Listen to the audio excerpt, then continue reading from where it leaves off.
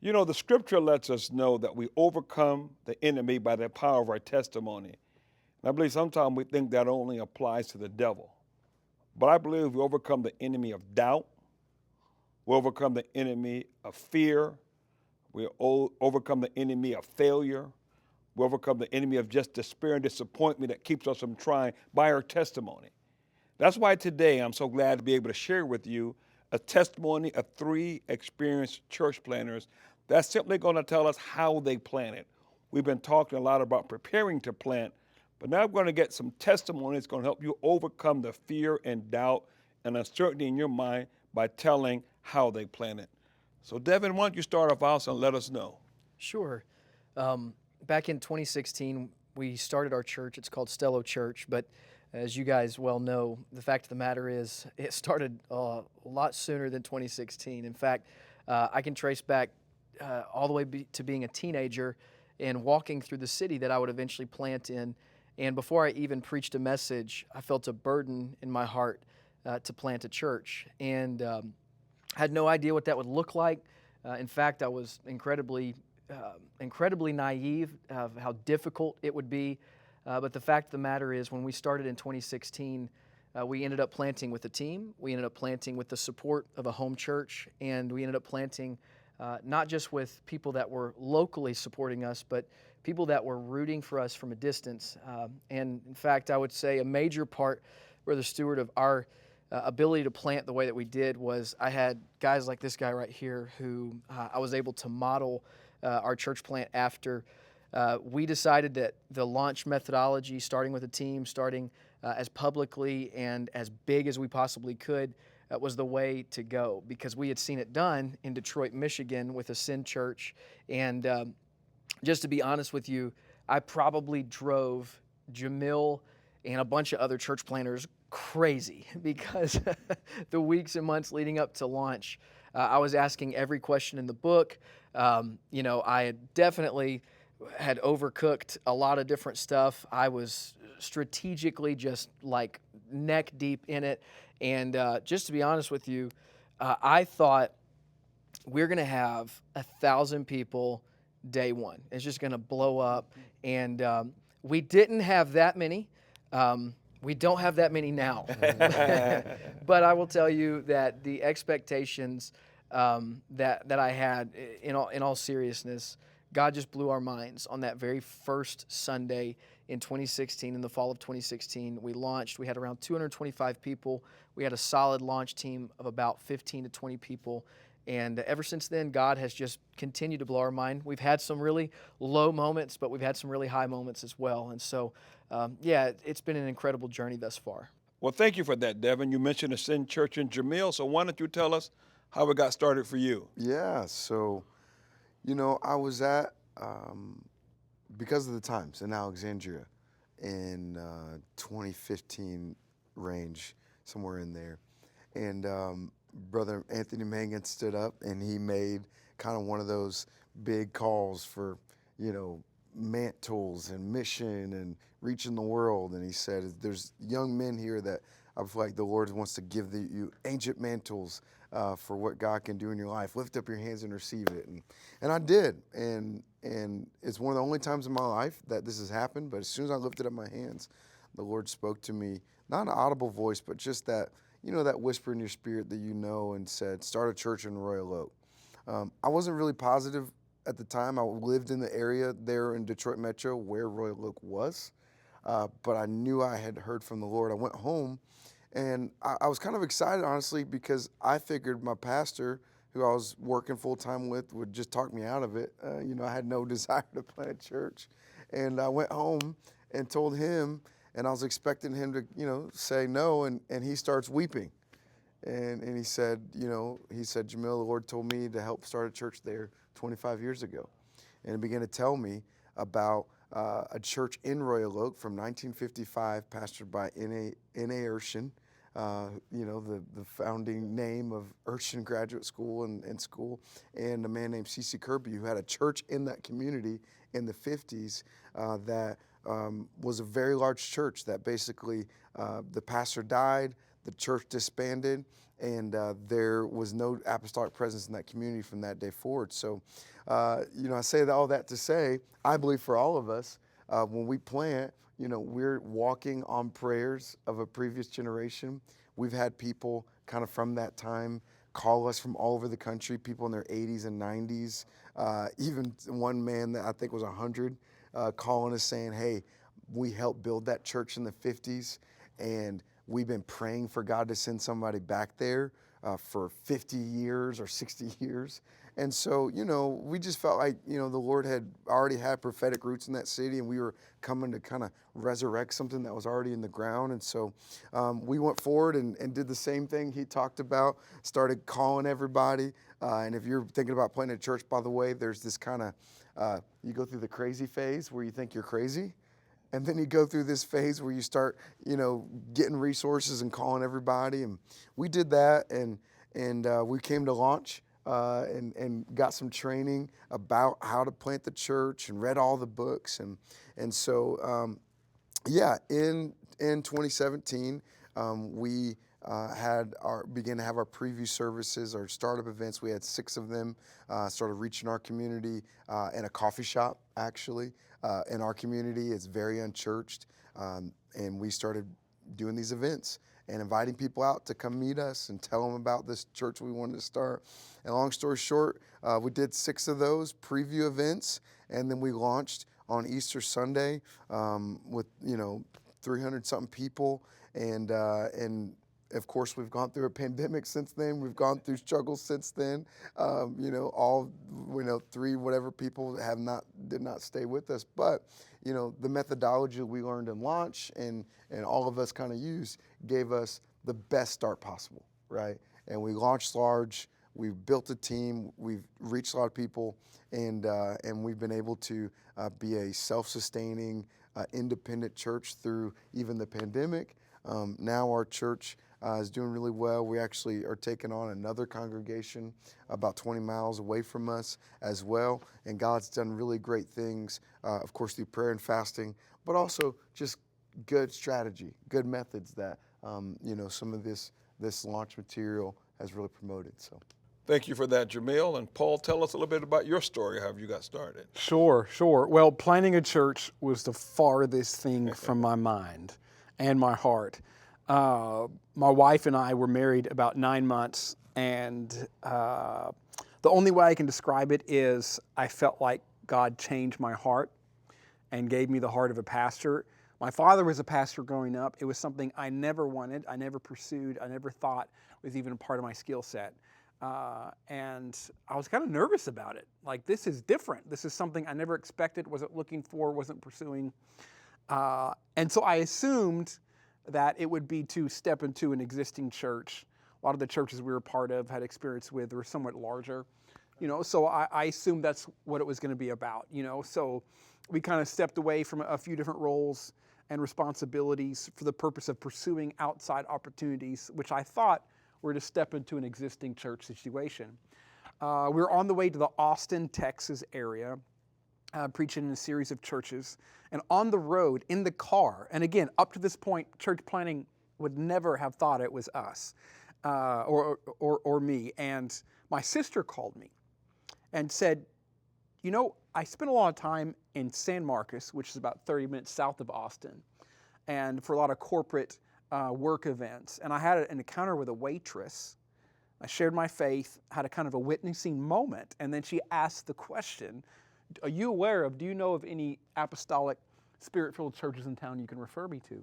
And, what does anyone do? You Google, and, there was nothing really in that area that she could know of. And so she left that experience feeling like, man, there's a lot of hungry people here. And so we're on the way to Austin, she knows it. So she gives me a call, said, oh, by the way, Paul, while you're in that area, y'all should drive down to San Marcos. It seems to be the kind of place that needs a church, that could use a church. And again, I'm like, yeah, okay, sounds good, And so we're in the car. I shared with my wife what my sister had said.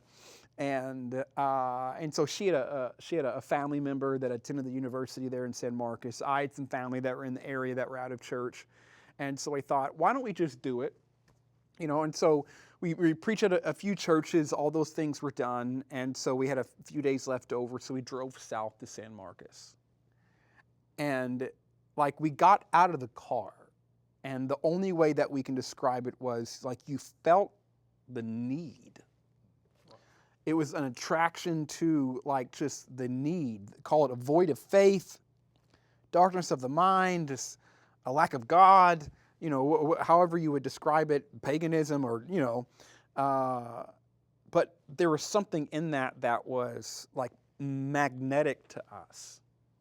And so I think for us, that was the beginning of God developing and cultivating a burden. And we thought within ourselves, maybe this is something that we may do, that God may lead us to. And so that was in January of 2018. And I want to say it happened for us that when God kind of opened the door and exposed us to this burden, things moved really fast. And so on that particular trip, my wife went back home for some family things, and I stayed by myself to preach at another church. And so before I left, I drove back to San Marcos by myself, and I got out of my car. I parked in a specific spot in a parking lot by a bar next to a dumpster. And I found that spot because it was as close to the city center and like the center of San Marcos that I could find at that point that I was aware of. And so I thought I'm going to go right to the middle of the city, and just got out and prayed and opened up a file on my phone and made like a list. And I said, God, you know, I'm just throwing it out there, just a big hook that if this is something for us, like here's some things I need some help with. I need an undeniable, without a doubt, true calling. I don't want it to be hype. So I had a bunch of peers and friends that were planting churches, and my father, you know, had done some work in home missions, and I know it's hard and difficult and can be soul-sucking at times. So I need to know without a doubt that this is what you're calling us to do. And over a period of short weeks, boom, boom, boom, boom, the Lord confirmed it over and over and over again and gave us undeniable evidence. And I sometimes look back to that spot in my car, and like that was the spot where God really kind of, that magnet just got stronger and stronger and stronger and stronger. And myself, you know, kind of grew up in the Bible Belt, so to speak, and just the idea of going to like an untamed wilderness spiritually of some big carnal, lost, pagan city was something that was super attractive. And one thing led to another, doors opened, and God, you know, gave huge confirmations. And I know I'm kind of early in the phase, but there may be someone watching this video that you thought, me, never plant a church. And I want to speak to that for a moment. That for me, that was my mind. Wasn't my skill set. You know, I'm not a natural people person. You know, kind of have those awkward moments in conversations and you know, relationships. You know, so but God gave us undeniable evidence, and I knew it was Him. Without a doubt. And it was funny, the day, or it was the day my wife and I kind of decided we're going to do this. You know, within a few days, she put in a notice at her job, you know, that we're leaving at this point. And together as a couple, we committed, we are going to do this, we're moving forward.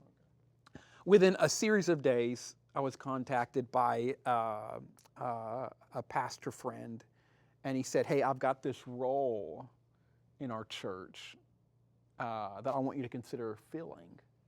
And it was really kind of bizarre. You know, we made the decision as a couple, we're going to do this, and then boom, here's this opportunity that comes out of nowhere. And in the moment, I said, I really, really appreciate that you would even think of us, but I don't feel like I even need to pray about it. And there was a moment that was the kind of position you want, you reach for, you go after. But because God had called us to this new thing in this new season, and we decided in our mind and our hearts that we're going to plant a church and do it together, like no other opportunity that was golden and glossy that really connected us with it anymore. And same thing happened on my wife. She turned in her notice at her job. So her company that she worked for put a job posting she happened to read that job posting, and they wanted to pay her replacement a lot more than she had been making in her role. And so she's like, what's up? So she called HR. It's like, hey, you're going to replace me, but pay this person way much more than you've ever paid me. And they said, you're right. Why don't we back pay you to your start date, this amount? And so the month we're leaving, she gets several extra thousands of dollars on her last paycheck before we move. And so that's just kind of early in our story. And you may be at that point where you're just on the fence of committing. And I want you to know that God will give you what you need to move forward. Yeah. Well, thank you. It's good. You didn't get distracted by the other offers that came your way. We've talked some about the initial call and draw to your cities, but what do you think was the most important thing you did to prepare yourself and your family to launch out to actually plant the church? For me, I'm glad you asked that question, because I kind of have a different story than the two that are sitting here. I spent the majority of my life in the city that I planted, or at least in the metro area. And that burden was not developed in necessarily a moment at a conference. It wasn't developed necessarily beside a dumpster at a bar. But it was slowly developed over time. Wow. And I really believe what I'm about to say is true, and that is that it's a lot more likely that God calls somebody to a place that they're familiar with than to a place that they're unfamiliar with. But what's ironic is the familiarity of a certain geographical area can actually become a deterrent to planting. And so I would like to encourage any church planters that might be in a metro area. Maybe you've been going to the same church your whole life in that area. Maybe it could be intimidating to try to have a conversation with your pastor about planting a church.